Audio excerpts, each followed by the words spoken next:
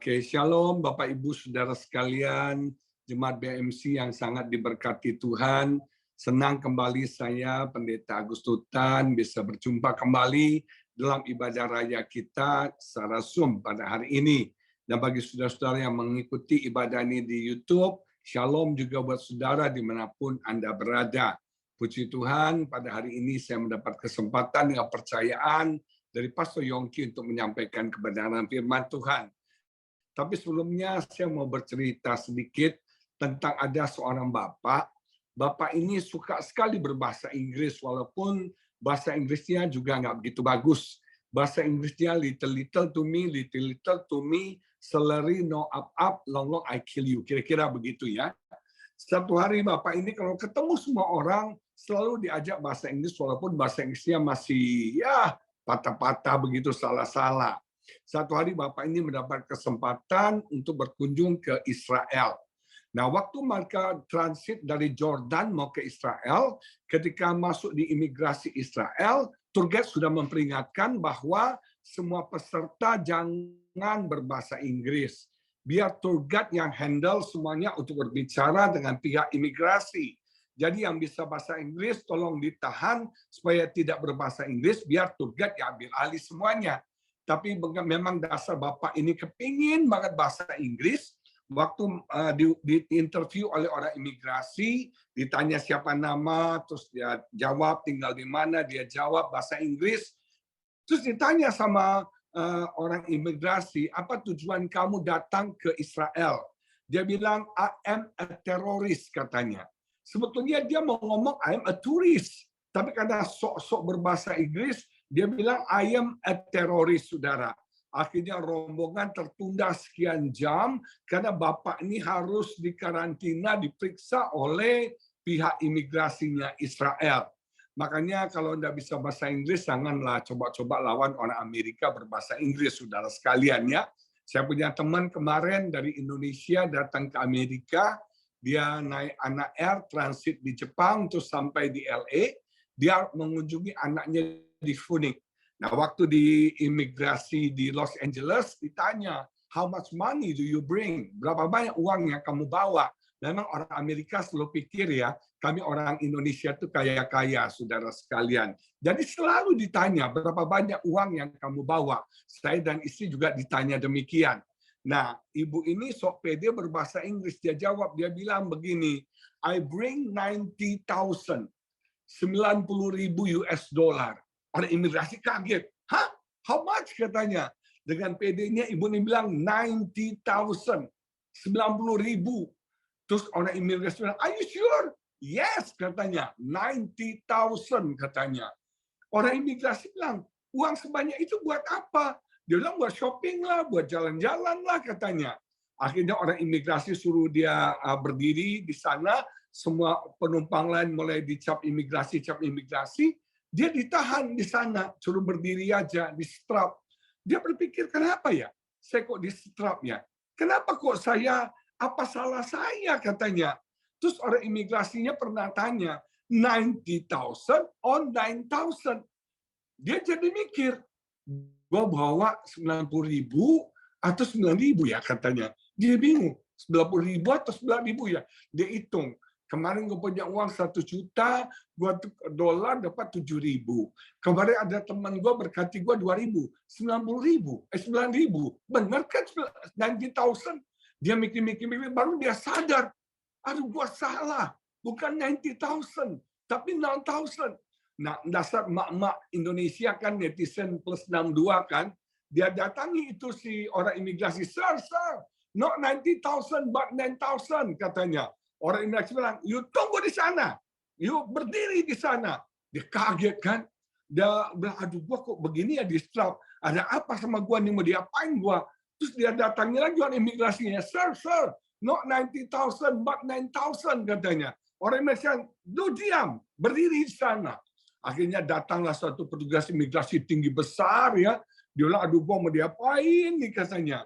Dibawa ke satu ruangan, di interview, dibiarin aja. Didongkrongin aja begitu. Nah, dia nggak sabar nunggu karena pesawatnya akan yang ke Phoenix sudah akan terbang. Dia datangi orang imigrasi, sir, I fly, katanya. Aku akan terbang. I don't bring 90,000, 9,000. Dimarahin semua orang imigrasi. Lu duduk, tunggu gua panggil. Dan akhirnya dipanggil, dia jelasin, saya ini nggak bawa 90,000, tapi saya bawa 9,000. Akhirnya dibebaskan, terbang dia ke Phoenix. Saya belajar satu Amerika ini keren banget. Saya udah jalan-jalan ke Manavilla, Colorado, dan sekarang di New York. New York is the best, saudara sekalian. Haleluya. Amin, Pastor Yongki. Nah, pada hari ini saya mau sharing dari Hosea pasal yang Habakuk pasal yang kedua, ayat yang ketiga yang menulis demikian. Habakuk pasal yang kedua, ayat yang ketiga menulis demikian dalam firman Tuhan. Sebab penglihatan itu masih menanti saatnya, tetapi ia bersegera menuju kesudahannya dengan tidak menipu. Apabila berlambat-lambat, nantikanlah itu. Sebab sungguh-sungguh akan datang dan tidak akan bertangguh. Dalam terjemahan bahasa Inggris, Good News Bible, itu bagus banget. Ditulis begini, put it in writing, tuliskan itu perintah Tuhan, because it is not yet time for it to come true. Belum waktunya penglihatan itu terjadi. It's not yet time for it to come true. But the time is coming quickly. Waktunya akan segera datang, and what I show you will come true. Apa yang aku tunjukkan kepadamu pasti akan terjadi. It may seem slow in coming. Mungkin ini datangnya pelan, slow in coming, datangnya terlambat, perlahan-lahan. But wait for it. Tunggulah itu. It will certainly take place and it will not be delayed. Percayalah itu pasti terjadi dan tidak akan tertunda lagi. Pada hari ini khotbah saya judulnya adalah Season of Waiting. Masa untuk menunggu. Dan satu kelemahan kita sebagai manusia adalah kita sulit untuk menunggu. Kita mengharap semuanya serba cepat, dan cepat. Apalagi Anda yang hidup di Amerika, semuanya serba cepat. Fast food, fast ini, semuanya fast. Nah, ketika kita menghadapi season of waiting, itu menjadi big problem bagi kita yang hidup di zaman yang modern, yang semuanya serba cepat, internet cepat, makanan cepat, semuanya cepat, saudara. Orang menjadi tidak sabar dalam menunggu. Nah, ayat yang kita baca merupakan firman yang Tuhan sampaikan kepada Habakuk sebagai jawaban akan kegelisahan Habakuk. Habakuk melihat ketidakadilan terjadi. Dia melihat orang benar ditindas, dia melihat orang benar mengalami masalah, dia melihat orang benar rasanya tidak ada apa-apanya, sementara orang-orang fasik, orang-orang jahat berkuasa. Mungkin kita sedang mengalami pergumulan yang sama, kegelisahan yang sama. Kita melihat ada orang benar, orang Kristen, sungguh-sungguh sama Tuhan, sepertinya hidupnya biasa-biasa saja. Tapi ada orang fasik berbuat jahat, ternyata kaya, sukses, berhasil. Kita melihat orang benar umurnya pendek, tapi orang jahat kok panjang umurnya, saudara sekalian. Dan ini jadi struggle bagi Habakuk, dan dia bertanya dua hal kepada Tuhan. Mengapa ini terjadi? Why, Tuhan? Dan kita selalu ketika kita dalam pergumulan, kita kan selalu bertanya, why? Mengapa saya mengalami ini? Mengapa saya dibully? Mengapa saya difitnah? Mengapa saya? Selalu mengapa? Kita coba mencari jawaban atas misteri hidup yang kita alami. Sometimes, kadang-kadang, Tuhan nggak memberikan jawaban. Tuhan meninggalkan semuanya sebagai misteri dalam hidup kita. Saya pernah bertanya kepada Tuhan, Tuhan, mengapa Tuhan nggak kasih anak buat kami? Mengapa kami nggak punya anak? Sementara saya melihat, saudara, orang-orang punya anak itu gampang sekali, sampai harus KB, keluarga berencana, sampai harus minum ini, pasang itu, supaya tidak punya anak lagi. Nah, kami yang benar-benar cinta Tuhan, yang melayani Tuhan, yang kepingin banget punya anak, Tuhan nggak kasih anak. Saya punya teman, saudara, anaknya baru SMA, dia pergaulan bebas sama cowoknya, teman SMA juga, hamil, saudara. Saya bilang, Tuhan kok nggak adil ya? Anak SMA aja yang belum siap menikah, belum diberkati, bisa hamil. Saya pendeta melayani Tuhan, kok istri saya nggak hamil, saya nggak punya anak. Saya bertanya why? Dan sampai saat ini saya tidak menemukan jawabannya. Kadang-kadang Tuhan meninggalkan semuanya menjadi misteri buat kita, supaya kita terus percaya dan berharap kepada Tuhan. Nah, sudah sekarang pertanyaan kedua yang Habakuk tanyakan adalah, how long? Berapa lama ini terjadi? Berapa lama masalah pergumulan kita alami? Berapa lama COVID ini terjadi, saudara sekalian? Nah, dalam pergumulan Habakuk, Tuhan menjawab. Tuhan memberikan visi, Tuhan memberikan penglihatan, dan Tuhan bilang, it is not yet time for it to come true. Belum waktunya untuk terjadi apa yang kamu lihat. Percayalah apapun pergumulan saudara, apapun kegelisahan dalam hidup saudara, pasti ada jawaban Tuhan.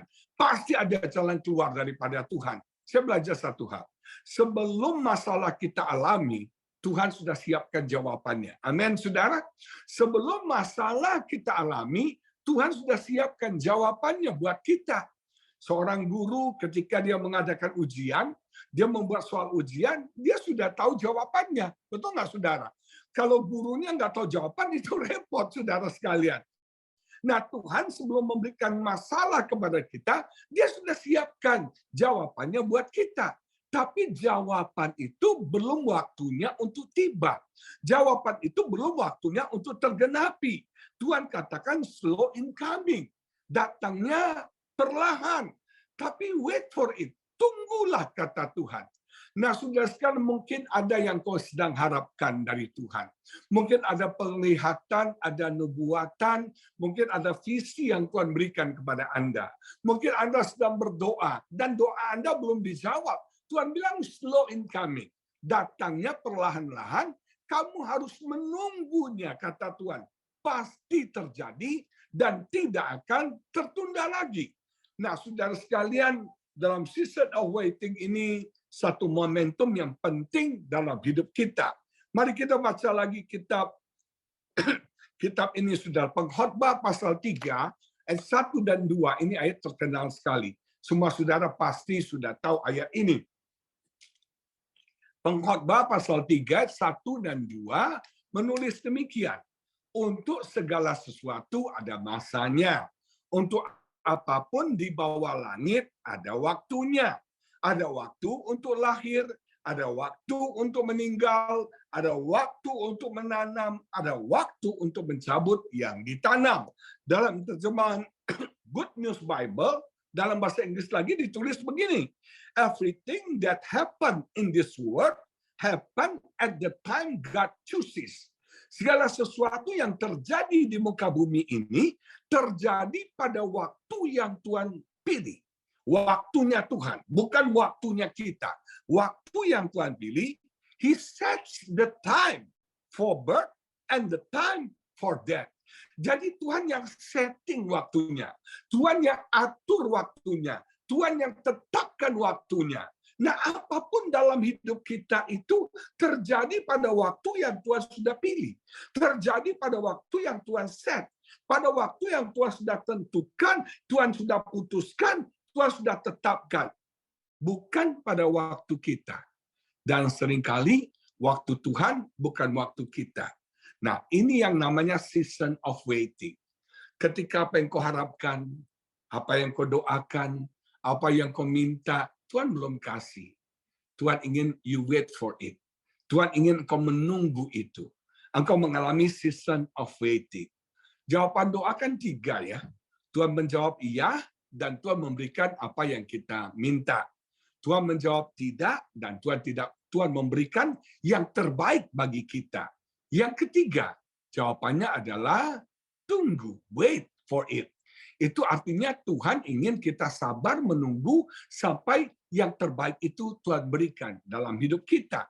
Season of waiting itu bukan berarti season of denying. Jadi kalau Tuhan berkata tunggu, itu tidak berarti Tuhan bilang tidak. Nah, kita harus bisa membedakan yang mana tunggu, yang mana tidak. Nah, saudara sebagai orang percaya, kita harus punya sense of timing. Sense of timing. Kita bukan hanya perlu tahu apa, tapi kita harus tahu kapan. Betul nggak? Not just what, tapi when. Kalau Anda tahu apa, tapi waktunya nggak tepat, itu bisa jadi masalah. Contohnya, dalam suami istri, apa yang kita katakan benar, tapi waktunya nggak tepat. Itu kan bisa jadi pertengkaran. Saya sama istri saya, seringkali saya ngomong sesuatu yang benar, tapi waktunya nggak tepat. Istri saya lagi nggak mood, feelingnya lagi up and down, saudara. Nah, apa yang benar saya sampaikan, dia terimanya salah. Akibatnya kami berantem. Dan itu sering yang terjadi dalam suami istri. Makanya kita harus tahu what, tapi kita juga harus tahu when. Kalau Anda mau bertanam, Anda yang suka dengan tanaman, Anda harus tahu apa yang Anda tanam dan kapan waktunya. Karena segala sesuatu ada musimnya. Ada musim durian, sayang ya di Amerika susah durian ya, di Indonesia kelimpahan durian. Ada season, ada musimnya mangga, ada musimnya macam-macam. Setiap ini ada musimnya. Nah, ketika kita melakukan sesuatu hal yang benar, tapi seasonnya, musimnya salah, itu bisa jadi masalah. Jadi sukses adalah melakukan hal yang benar dengan cara yang benar di waktu yang benar. Sekali lagi, sukses adalah melakukan hal yang benar dengan cara yang benar dan di waktu yang benar. Saudara, ketika kita tidak melakukan dengan waktu yang benar, itu bisa menjadi sumber stres bagi setiap kita. Itu bisa menjadi masalah bagi setiap kita. Kita jangan cuma tahu what, tapi juga harus tahu when. Nah, saudara sekalian, apapun impian, harapan, doa yang kau naikkan, itu mungkin slow incoming. Mungkin datangnya itu perlahan. Tapi percayalah itu pasti terjadi, dan percayalah itu tidak akan tertunda. Yang Tuhan mau adalah Anda wait for it. Anda menunggu itu, saudara sekalian. Mari kita baca. Yesaya 60 ayat 22b. Menulis demikian, ini ayat bagus banget. Yesaya 60 ayat 22b menulis demikian. Aku Tuhan akan melaksanakannya dengan segera pada waktunya. Aku Tuhan akan melaksanakannya dengan segera pada waktunya. Dalam terjemahan bahasa Inggris, I am God. Aku ini Tuhan. At the right time, I will make it happen. At the right time, I will make it happen. Pada waktu yang tepat, aku akan melakukannya. Aku akan menggenapinya. Nah, saudara sekalian, kita harus menunggu waktunya Tuhan. Kita harus menunggu waktunya Tuhan. Nah, mungkin Anda sedang dalam season of waiting. Anda sedang menunggu, dan sepertinya tidak kunjung datang. Musa menunggu 40 tahun. Yusuf menunggu impiannya 14 tahun kemudian, baru terjadi. Abraham menunggu 13 tahun lamanya, sampai janji Tuhan itu terjadi dalam hidupnya. Ada season of waiting, saudara sekalian. Saya berpikir, kenapa ya Tuhan izinkan kita harus menunggu? Kenapa Tuhan tidak langsung instan jawab doa kita, jawab permintaan kita? Kenapa harus menunggu? Ada dua alasan. Tuhan ingin menguji iman kita. Ini yang penting. Tuhan ingin menguji iman kita. Iman kita harus iman yang walaupun, saudara. Iman yang walaupun itu adalah iman walaupun Tuhan sepertinya belum menjawab doa kita, kita tetap percaya. Iman walaupun Tuhan belum menggenapi apa yang kita minta, kita tetap percaya. Jangan iman kita hanya bergantung kepada berkat. Bagaimana kalau sepertinya Anda tidak diberkati? Jangan iman kita dibujuk oleh perkara-perkara yang instan. Bagaimana kalau itu delay? Bagaimana itu terlambat? Banyak orang Kristen sekarang, saudara, fokusnya berkat, berkat, berkat, berkat. Ketika Tuhan sepertinya tidak memberkati hidup kita, apakah itu menjadi kita goncang, kita jadi bimbang, kita merasa Tuhan tidak mengasihi kita lagi, kita merasa Tuhan sudah nggak peduli lagi dengan kita. Nah, saudara sekalian, Tuhan ingin menguji iman Anda. Apakah Anda tetap percaya kepada Tuhan walaupun Tuhan belum menggenapi janjinya? Walaupun Tuhan belum memberikan apa yang Anda doakan, apa yang Anda minta. Iman yang benar adalah iman yang walaupun. Iman yang bukan memaksa Tuhan sesuai kehendak kita, tapi iman yang menunggu Tuhan berdaulat melakukannya dalam hidup kita. Ingat, saudara, kita ada untuk melayani Tuhan. Bukan Tuhan ada untuk melayani kita. Sekali lagi ya, kita ada untuk melayani Tuhan. Bukan Tuhan ada untuk melayani kita. Ada banyak orang Kristen menjadikan Tuhan sebagai kacungnya, menjadikan Tuhan sebagai jurunya. Betul nggak, saudara? Tuhan seperti mesin ATM. Setiap waktu dia mau duit, sudah dia ke ATM, dia masukin kartu, dia pakai kode PIN, dan uangnya keluar. Enggak. Itu nggak gitu, saudara sekalian. Tuhan bukan tukang parkir. Tuhan bukan babysitter. Tuhan bukan sapam. Tuhan adalah Tuhan, dan jadikan dia Tuhan yang berdaulat dalam hidup setiap kita. Nah, Tuhan menguji iman kita. Ketika doamu belum dijawab, ketika visi impian yang kau harapkan belum terjadi, are you still believe in Him? Apakah engkau masih tetap percaya kepada Tuhan? Itu ujian iman kita. Saudara, ada banyak doa-doa saya. Ada banyak visi yang Tuhan berikan kepada saya, dan itu belum terjadi. Dan saya tetap percaya kepada Tuhan. Karena bagi saya melayani Tuhan bukan untuk berkat, tapi saya melayani Tuhan sebagai satu rasa hormat saya kepada Tuhan. Karena Tuhan sudah begitu baik kepada saya, Tuhan sudah begitu mengasihi saya, Tuhan sudah begitu memberkati hidup saya dengan luar biasa. Yang kedua, kenapa Tuhan izinkan kita mengalami season of waiting? Yang kedua, untuk membangun karakter kita. Saudara, karakter itu harus dibangun. Karakter itu harus dibentuk, saudara. Orang untuk sabar itu kan nggak gampang. Menunggu itu saya katakan tadi, pekerjaan yang paling kita tidak suka. Saya paling nggak suka nunggu, saudara. Saya mau semuanya cepat. Itu saya. Tapi Tuhan melatih saya untuk saya menunggu, untuk saya sabar. Beberapa waktu lalu saya operasi mata di Indonesia. Nah, saudara, itu antriannya panjang sekali. Nama saya nggak dipanggil-panggil, saudara. Aduh, kalau ngikuti emosi, pasti udah marah. Tapi saya belajar sabar. Sabar. Pasti giliranmu tiba. Pasti saatnya kamu akan dipanggil. Sabar. Sabar. Dan saya belajar untuk sabar di dalam season of waiting dalam hidup saya. Saya belajar sabar. Nah, ternyata, saudara, season of waiting membangun karakter kita. Biasanya kalau kita season of waiting, kita menunggukan, kita muncul emosi-emosi negatif. Kita jadi marah, jadi emosi. Maksudnya enggak? Kita bisa takut, kita bisa khawatir, kita bisa iri, kita bisa frustrasi, kita bisa menyerah, kita bisa give up, saudara. Nah, ini pembentukan Tuhan. Ini proses Tuhan bagi setiap kita. Nah, saya mau bagikan lebih dalam lagi, apa Pak yang harus kita lakukan ketika saya ada dalam season of waiting?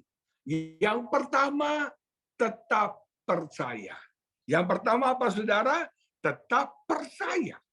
Iman kita harus semakin kuat dalam season of waiting. Iman kita harus makin teguh dalam season of waiting. Kita harus meneguhkan, menguatkan iman kita ketika kita dalam season of waiting. Just trust Him. Do not fear. Jangan takut, jangan bimbang, jangan ragu. Seringkali ketika kita menunggu, kita selalu melihat situasi kondisi kita. Betul nggak, saudara? Dan akibatnya kita menyerah. Kita bilang, Tuhan nggak kasih ini. Ini Tuhan nggak setuju ini. Saudara sekalian, just trust Him. Hanya percaya kepada Tuhan. Mari kita baca. Mazmur 31 ayat 14 dan 15 yang menulis demikian. Mazmur 31 ayat 14 dan 15 menulis demikian.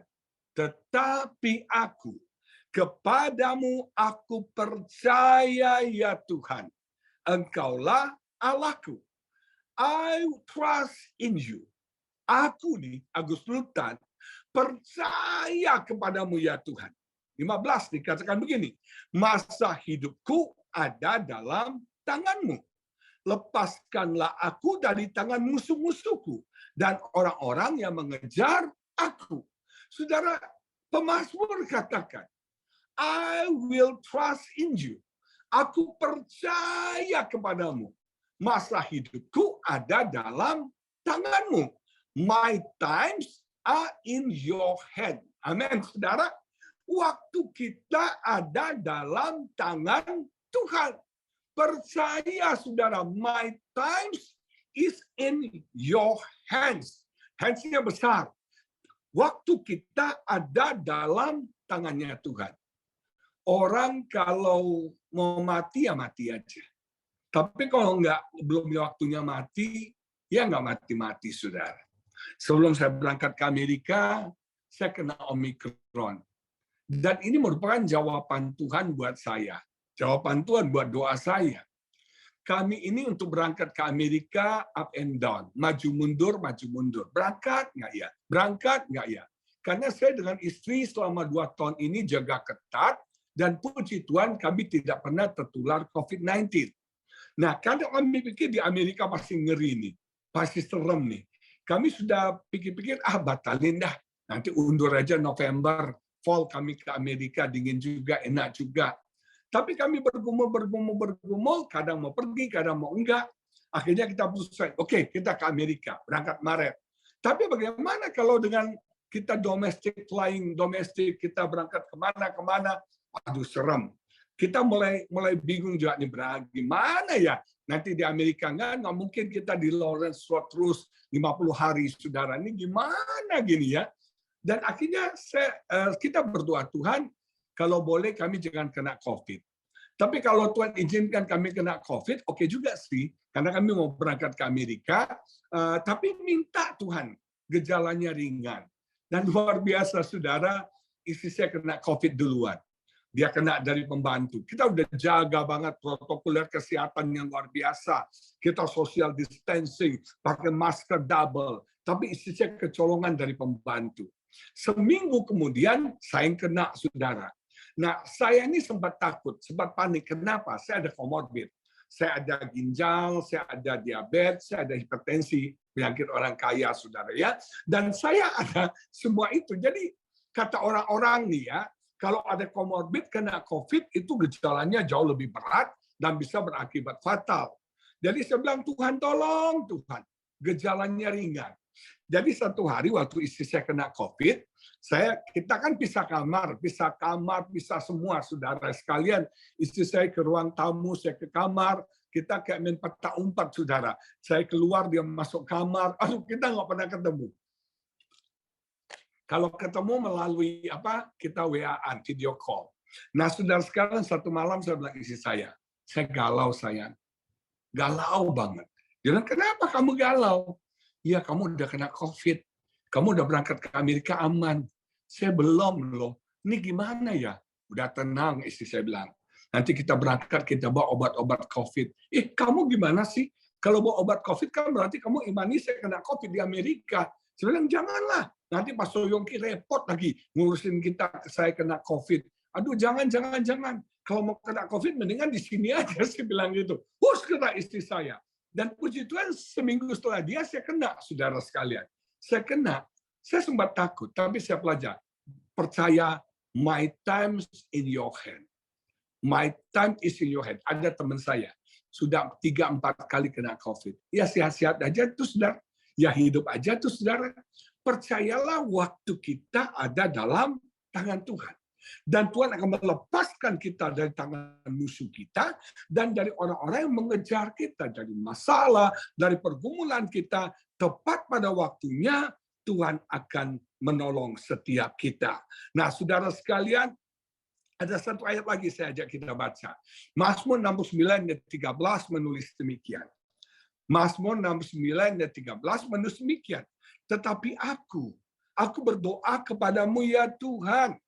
Pada waktu engkau berkenan ya Allah, demi kasih setiamu yang besar, jawablah aku. Dikatakan gini, pada waktu engkau berkenan ya Allah, demi kasih setiamu yang besar, jawablah aku dengan pertolonganmu. Dalam terjemahan bahasa Inggris gampang banget.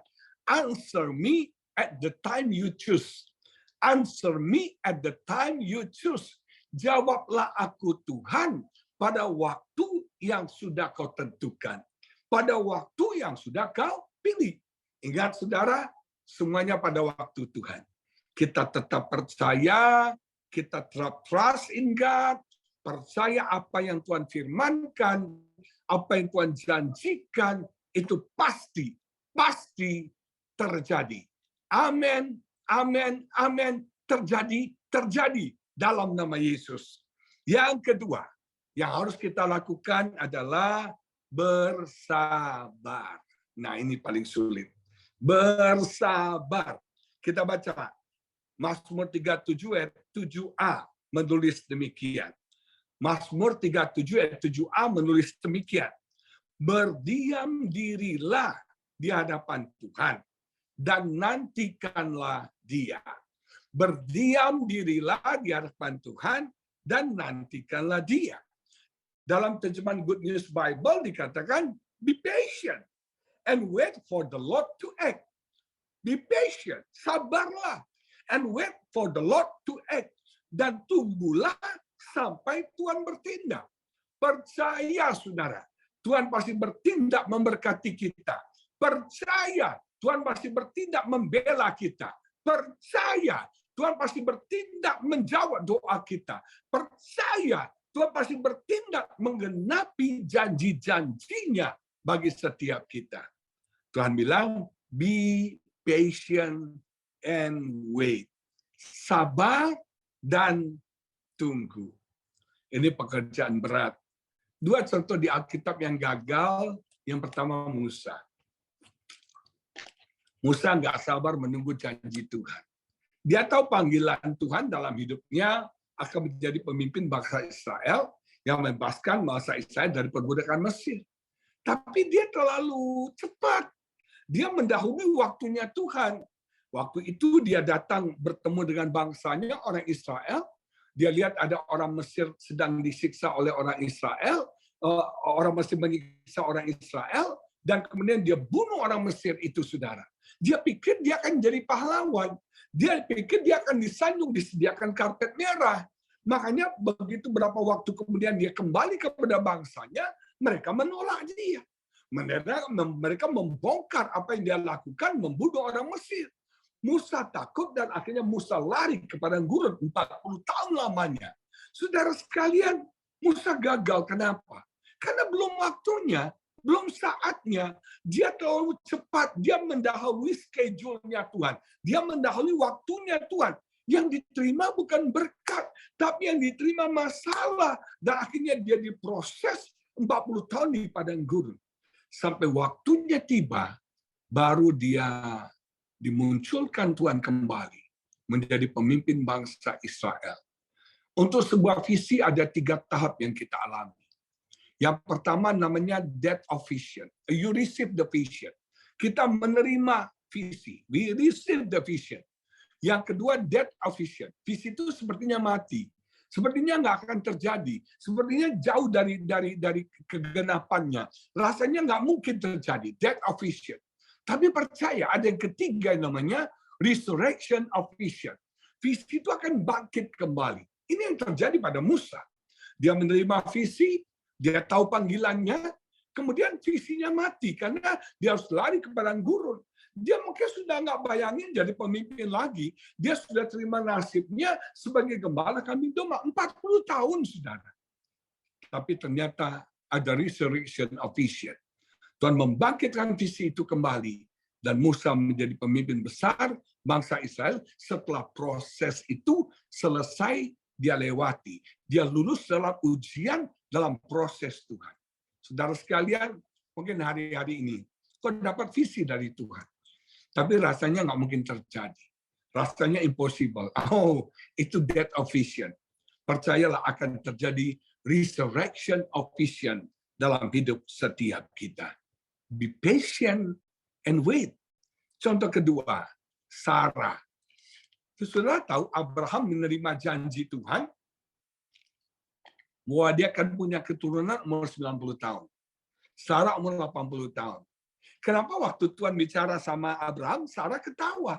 Karena Sarah tahu nggak mungkin itu terjadi. Impossible. Dia sudah tua, Abraham sudah tua, rahim Sarah sudah kering, dia mandul, dia tidak mungkin bisa punya anak. Tidak mungkin punya anak. Makanya ketika Tuhan berbicara kepada Abraham akan punya anak, itu kontradiktif. Makanya dia ketawa. Nggak mungkin itu terjadi. Anda tahu, ketika Tuhan berfirman, nggak langsung besoknya Sarah hamil. Nggak langsung, saudara. Dia harus menunggu kira-kira 13 tahun, saudara. Lamanya. Sarah nggak sabar. Dia mau tolongin Tuhan. Dia mau medali waktunya Tuhan. Dia bilang sama Abraham, Abraham, kamu tiduri pembantu saya. Budak saya namanya Hagar. Karena menurut hukum perbudakan, kalau nyonya punya budak, anak budak itu anak si nyonya, milik si nyonya. Jadi Sarah pikir, kalau Abraham tidur sama Hagar, toh anaknya Hagar juga punya anak saya, milik saya. Dia izinkan Abraham tidur dengan Hagar. Ini kan perempuan gila, saudara. Tanya Bu Yongki, izinkan nggak orang tidur sama Pak Yongki? Nggak akan, saudara. Maka saya aja mungkin nggak boleh tidur sama Pak Yongki. Nah, saudara sekalian, bayangin, saudara. Nggak ada istri yang rela suaminya tidur sama pembantunya. Tapi Sarah ini udah nekat, saudara. Udah crazy banget. Dan ngerinya, Abraham nggak nolak, saudara. Abraham nggak nolak. Inilah laki-laki, saudara. Laki-laki, aduh Tuhan. Akhirnya Abraham tidur sama Hagar. Lahirlah siapa? Ya lahir, saudara. Ismail. Tuhan nggak mau Ismail. Yang Tuhan mau adalah Ishak dari rahimnya Sarah. Nah, akibatnya apa, saudara? Timbullah masalah. Sampai hari ini, keturunan Ismail dan keturunan Ishak nggak akur, saudara. Berantem terus, ribut terus. Betul nggak? Yang Ismail sama Ishak itu kan berantem terus di Indonesia. Berantem terus, saling menganiaya satu dengan yang lain. Ishak itu menganiaya, Ismail itu menganiaya Ishak terus.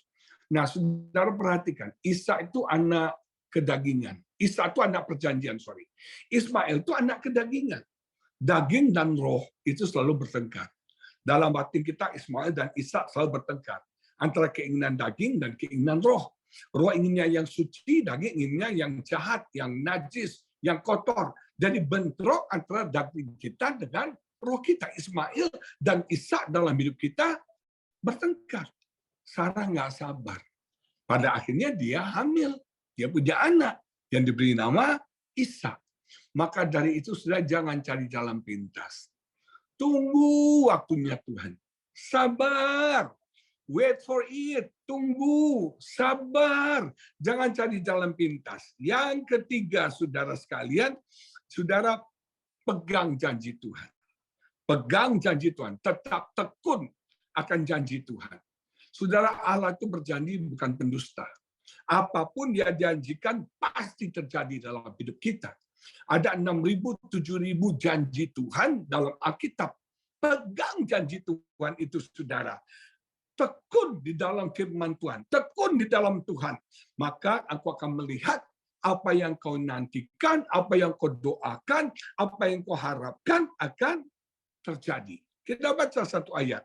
Yakobus 1 ayat 25 menulis demikian. Yakobus 1 ayat 25 mengatakan demikian. Tetapi barang siapa yang pertama meneliti hukum yang sempurna. Meneliti hukum itu, firman itu harus diteliti. Jangan cuma dibaca, dilupakan. Ini bukan novel, ini firman Tuhan. Diteliti hukum yang sempurna, yaitu hukum yang memerdekakan orang. Yang kedua, ia bertekun di dalamnya, tekun meneliti hukum, tekun mempelajari hukum, tekun mempelajari firman. Jadi bukan hanya mendengar untuk melupakannya. Yang ketiga adalah sungguh-sungguh melakukannya. Jadi firman itu bukan cuma diteliti, firman itu bukan cuma ditekuni, firman itu bukan cuma dilupakan, tapi kita harus sungguh-sungguh melakukannya. Dikatakan teliti hukum. Yang kedua tekun. Yang ketiga jangan lupakan. Yang keempat sungguh-sungguh lakukan. Maka ia akan berbahagia oleh perbuatannya. Dalam terjemahan bahasa Inggris bagus banget. Blessed by God in all you do. Tuhan akan memberkati engkau dalam apapun yang kau lakukan ketika kau terus meneliti hukum. Kau terus, saudara, bertekun dalam firman. Kau terus mengingat, tidak melupakan firman. Kau sungguh-sungguh melakukan firman. Di dalam season of waiting ini, percayalah, maka Tuhan akan memberkati engkau dalam apapun yang kau lakukan. Jangan gampang putus asa. Jangan gampang menyerah. Jangan gampang give up, saudara. Jangan. Tetap tekun, tetap semangat di dalam Tuhan. Yang keempat, yang terakhir adalah, saudara, kita harus belajar untuk bersukacita dalam season of waiting. Jangan down, jangan frustasi, jangan takut, tetap bersukacita dalam season of waiting. Percaya pada waktu yang tepat. Apa yang kau harapkan, apa yang kau minta, apakah yang kau doakan, apa visi yang Tuhan berikan kepada Anda, penglihatan yang Tuhan berikan kepada Anda, pasti terjadi. Amin, saudara. Saya mau saksi.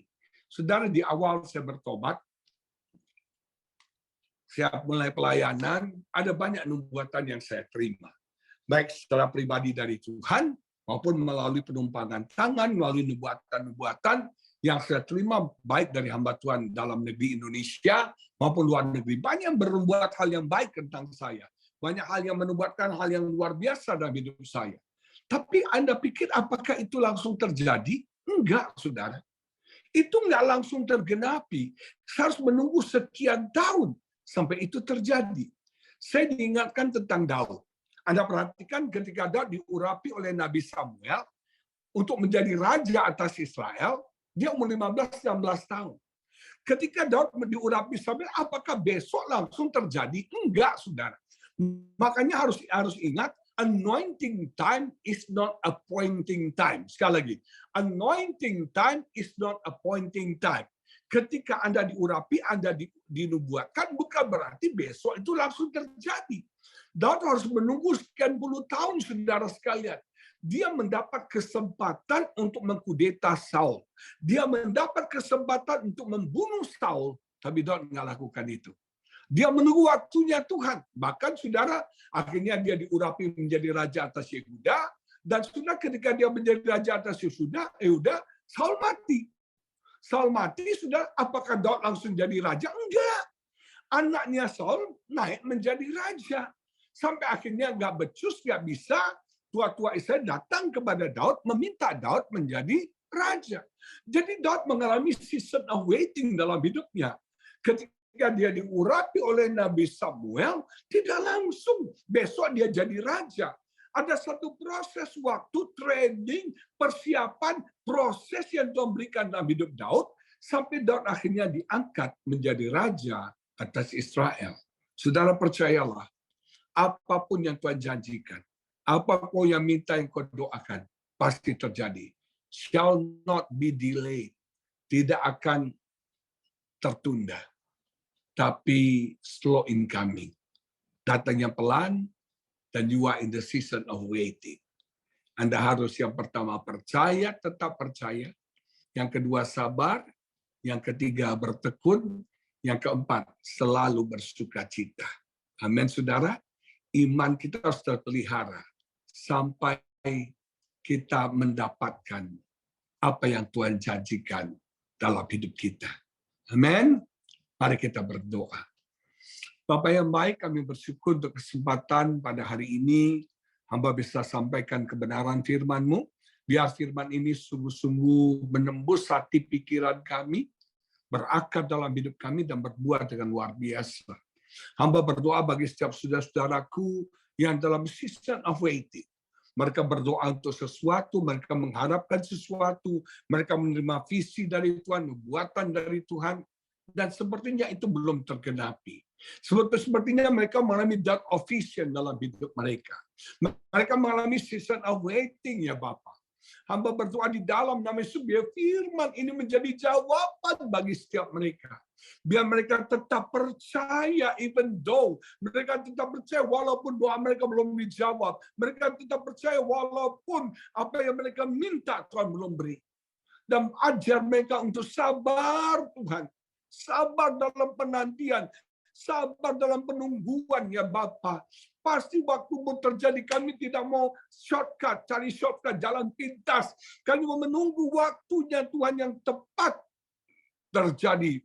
Apa yang kau janjikan bagi kami. Dan kami mau bertekun, dan kami mau bersuka cita. Berkati setiap jemaatmu hari ini, ya Bapa. Berkati setiap jemaatmu hari ini, Tuhan. Berkati setiap mereka, lawas setiap mereka. Kuatkan iman mereka, hati mereka. Kuatkan kehidupan mereka.